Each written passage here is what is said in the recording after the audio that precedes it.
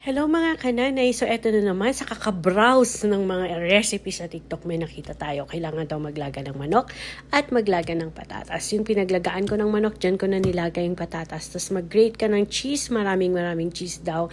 Since ang available namin is Eden cheese kasi paninda namin, yan ang ginamit namin. Yung buong cheese talaga kasi sabi masarap marami.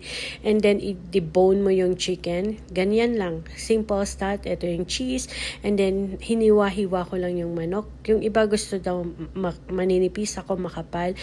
Dahil tinatamad ako mag-mash ng potato, food processor ko na lang. Nilagyan ko ng asin, paminta, and garlic powder.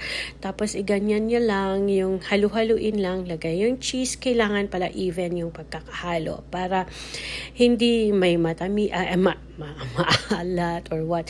Tapos i-form mo ulit na ganyan, yung parang drumstick. Tapos sumobra kaya may bilog. The usual pagpiprito, you need